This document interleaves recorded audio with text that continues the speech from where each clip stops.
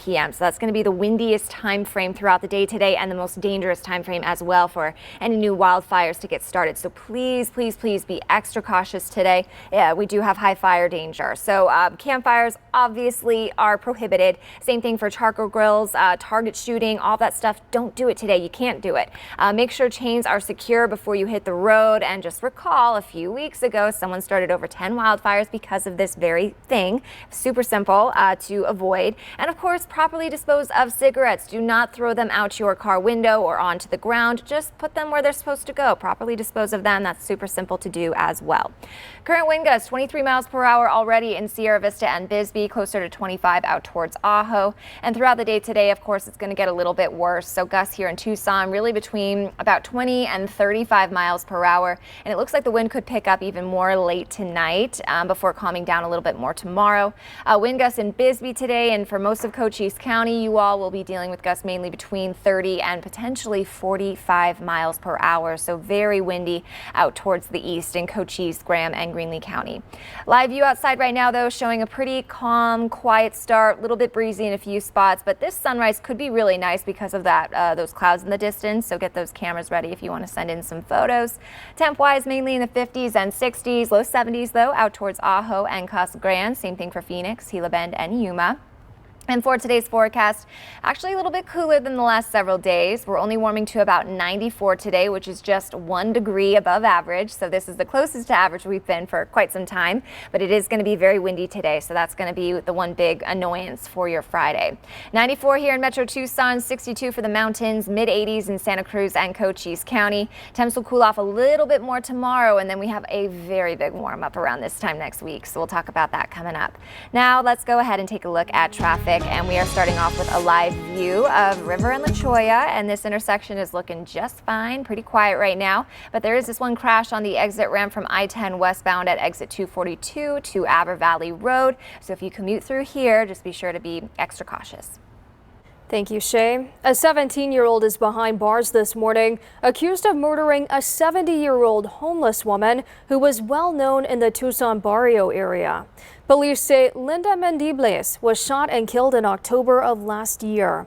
Officers arrested Fabian Montiel on charges of first-degree murder. They say they don't have a motive and are calling it a senseless homicide. The teen is in the Pima County Jail on $1 million bond.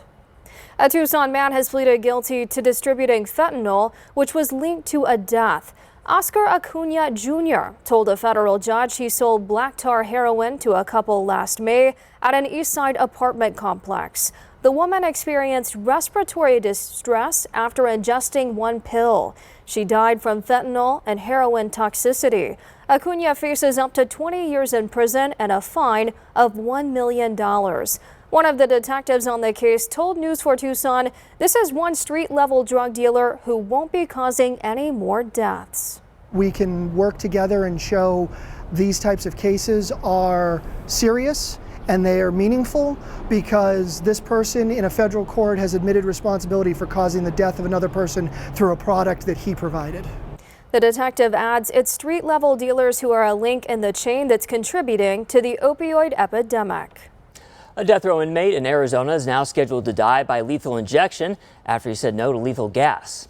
Frank Atwood is the second death row prisoner to decline lethal gas since the state refurbished its gas chamber. Frank Atwood's execution is now set for June 8th. He was given the death penalty for the 1984 kidnapping and murder of 8-year-old Vicky Hoskinson in Tucson. A reward is now on the table for any information on the people responsible for a fire in Marana. More than a dozen homes under construction were destroyed. The Bureau of Alcohol, Tobacco, Firearms, and Explosives, along with other law enforcement agencies, are offering a reward of up to $5,000 for any information that could lead to an arrest. The fire destroyed a total of 14 homes last week in the Mesquite at Saguaro Bloom neighborhood on Friday night. Anyone with information is asked to call 88-CRIME. Well, drivers beware. Road construction downtown is about to make life a little bit harder for you. News 4 Tucson's Daniel McFarland has more on what drivers need to know. This stretch of stone that you see behind me going down into downtown is set to close starting off on Monday for about 3 months. So if you want to get to downtown from Midtown, where are you supposed to go? It is really hard to get around over here with the construction such as it is. One of the major entrances into downtown through Stone is about to close for the summer with a large road construction project. Thanks to another recent road project, getting around this hurdle will be easier than you think. This is the new alignment of Stone Avenue and 6th Street, and this will allow those motorists, pedestrian, bicyclists from the North Speedway to come and divert around the closure, as well as those coming from the east on 6th Street.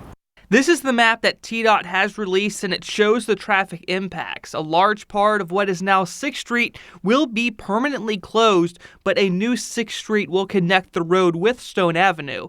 That portion of the road will be open for this weekend. Another part of 6th Street will take even longer to complete. The closure of 6th Street, which is scheduled to be in place for about 18 months, will allow crews to construct the underpass at the Union Pacific Railroad tracks. But before they do that, they must construct a shoe fly, which is new railroad tracks. If you want to get around this construction entirely, you can take 6th Avenue or Granada Avenue on the outside of the construction. The only major thing that could be causing delays with this project is, of course, monsoon, which starts in about a month. So if we have another active season like we saw in 2021, this project could take a little bit longer. From downtown, Daniel McFarland, News 4 Tucson. The government is taking more steps to address the baby formula shortage. The Senate passed a bill to improve access to baby formula. But the fate of $28 million in emergency funds to address the shortage remains unclear. Meanwhile, President Joe Biden says he's invoking the Defense Production Act to help formula makers get ingredients more quickly. Here's what Arizona Senator Mark Kelly had to say. We've got a major issue here. We've got families across the country that are really struggling. I'm the father of 2 daughters. I have a grandkid now. Can't imagine, what it must feel like for parents to have to, look all over the place for baby formula. I think the steps the administration, took yesterday, was a move in the positive direction. The president has also launched a program called Operation Fly Formula. It will use U.S. military aircraft to import formula from abroad. According to the National Alliance on Mental Illness, 1 in 5 adults experience a mental illness each year in the United States. Today, the Pima County Health Department is hosting trainees on how to help people in a mental health crisis. News 4 Tucson's Nicole Costantino is live in our newsroom with more. Robbie Destiny, good morning. It's called the QPR Gatekeeper Suicide Prevention Training, which stands for Question, Persuade, and Refer. PCHD says the training is designed to teach how to respond to the warning signs of a suicide crisis, how to offer hope, how to get help, and save a life. If you're interested, the training is today at the Abrams Public Health Center on South Country Club Road. The training is from 9 to 11 a.m. and you're licensed for 2 years after taking this training. For more information, you can visit the Pima County Health Department's website. Robbie Destiny, back to you. Thank you, Nicole. Coming up, President Joe Biden makes his first trip overseas to Asia to send a message to allies and adversaries. Plus, a bill promising more support for Ukraine in its war with Russia is now heading to President Biden's desk. It's 5:05. Keep it here. News 4 Tucson Today will be right back.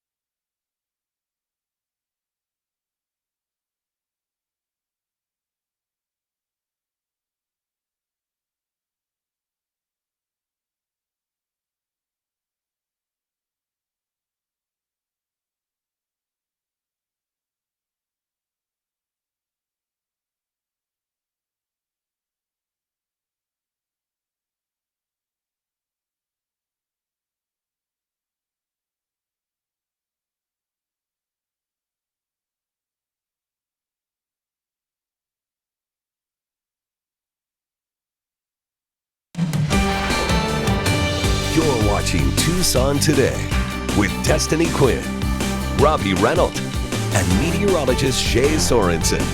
News 4 Tucson, investigating for you. President Joe Biden's in South Korea today for his first trip to Asia as commander-in-chief. But as Amy Kiley reports, North Korea seems poised to test a long-range missile, possibly while Biden is across the border. We were monitoring and perhaps even expecting the North Koreans to do something. The U.S. says North Korea may test a long-range missile while President Joe Biden is in South Korea or Japan. Here's a more specific warning on board Air Force One during the president's overnight flight to Asia. There is a genuine possibility, a real risk of some kind of provocation while we're in the region. That could take the form of a nuclear test. Intelligence officials use satellite images like these to monitor North Korea. They say the country appears to be fueling a missile. If it launches, the Pentagon says the president will be safe. Should that happen, we'll take a look at our own security posture and footprint as appropriate. It would underscore one of the main messages we are sending on this trip, which is that the United States is here for our allies and partners. The White House says Biden will meet South Korea's new president on his trip. He's also scheduled to tour a Samsung facility and meet the CEO of Hyundai. Then it's on to Japan to meet with leaders of that country, Australia, and India. The informal Quad Security Alliance is expected to push back on China's influence in the region. We need to have a more robust, like-minded states coalition because China's rise is now the global phenomenon. I'm Amy Kiley reporting. After a week-long delay, the Senate passed a $40 billion military, economic, and humanitarian aid package for Ukraine as its war with Russia nears the 3-month mark. The bill provides funding for defense equipment, migration, and refugee assistance, and more. The Biden administration says this bipartisan vote represents an unmistakable signal to Ukraine that the U.S. remains firmly in its corner. A CDC advisory panel is recommending a COVID-19 booster for children between the ages of 5 and 11. Those children would get just 1/3 of the regular dosage 5 months following their last dose. The CDC's director is expected to accept the panel's endorsement and approve the recommendation.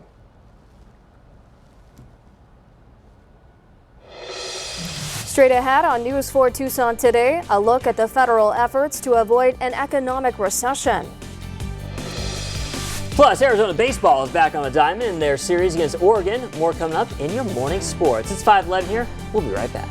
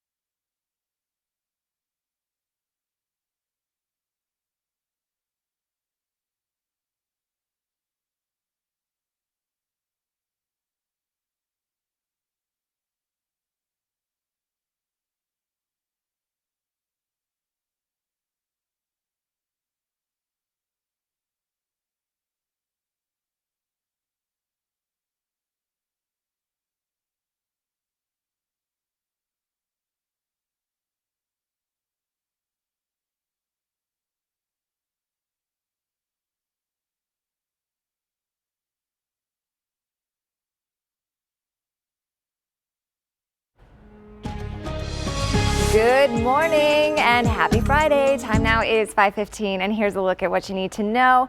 Unfortunately today, high fire danger. Got to be extra cautious, especially on days like this, but even through the weekend, we're holding on to that breeze. Won't be as bad as today, but still be extra cautious this time of year. It's usually our driest time of year. It's the air is dry, vegetation is dry, and this is also really our windiest part of the year too. So recipe for wildfires. So please be extra careful. Do expect more 90s through the weekend, but tomorrow will be the coolest with highs in the low 90s, which is where we should be this time of year. And then around this time next week, especially next Thursday, our forecast high right now is 105. And as we all know, that's what we got to this past Sunday, and it was really hot. So we've got some pretty hot temps on the way, so enjoy the 90s while they stick around. Current temps mainly in the 60s and 70s this morning, so definitely warm out there in a few spots, feeling really comfortable. To the south, we're waking up into the 50s, upper 60s though for Sierra Vista, 58 in Bisbee, 61 in Pierce, and 68 in Sells. Current wind gusts, a little bit breezy, especially for our friends in Sierra Vista, dealing with gusts already close to 30 miles per hour, 21 miles per hour in Ajo, 13 in Sassabee, and 14 in Bisbee. And of course, it is going to get worse throughout the day. We've got a red flag warning in effect starting at 10 a.m. So this is a look at where our wind gusts will be, really between 15 and about 30 miles per hour at this time. And then, of course, getting worse as we work our way towards 4 p.m. Gusts mainly between 20 and close to 40 miles per hour. So very windy all across southeastern Arizona, potentially getting a little bit worse later on this evening with gusts around 40 to 45 miles per hour in places like Sierra Vista, Oracle, and Ajo. So please, again, be extra cautious. Remember, one less spark means one less wildfire. Thankfully, the wind should back off a little bit as we work our way into Saturday, but still pretty breezy for the morning and then getting a little bit better during the afternoon. But even around 3 p.m., we're still dealing with gusts around 15 to 25 miles per hour. So be extra cautious through the weekend. Expect more of the same on Sunday. Red flag warning in effect between 10 a.m. and 8 p.m. today for all of southeastern Arizona. Remember, this means that any fire that starts is going to spread rapidly. It's super easy to avoid starting a wildfire, so just use common sense, be extra careful throughout the day today. Of course, we are under a drought. Every single inch of the state is under a drought, but it is a little bit worse in some spots, including most of Cochise and Santa Cruz County. You all are under an extreme drought. Parts of the counties are under a severe drought. That's where most of Pima County stands. All of Pinal County is under a moderate drought, and unfortunately, northwestern portions of the state exceptional, which is the worst level. So monsoon 2021 helped us out quite a bit, but because it's been so dry this past winter and through the spring, we're kind of starting to fall back. So hopefully the monsoon will be good to us this year, but in the meantime, just be extra careful. For today's highs, mainly in the low to mid 90s, but to the south and east in Corona de Tucson and Vail and across Cochise County, temps will only warm into the 80s for the most part. So feeling a little bit better in those spots, right around where we should be this time of year, just a degree or two above average. But again, gusts around 35 to 40 miles per hour can be expected. Windy today, becoming breezy for your Saturday and Sunday, so getting a little bit better, but still got to be careful. And then high pressure takes over as we work our way into next week. So by next Wednesday, 100. By next Thursday, about 105. We could see temps drop down to around 99, 100 degrees next weekend, but then we've got an area of high pressure that's going to take its place really quickly. So we're going to be in the upper 90s, low 100s as we look beyond and get into early June, which is typical. All right, 7-day forecast now, mainly in the 90s for the next few days, but then about 100 Wednesday, 105 on Thursday. The record 107 is set back in 1951. So we're kind of getting a little close to that record, but right now just sitting at 105. That's a check of weather. Now here's Daniel with a look at what's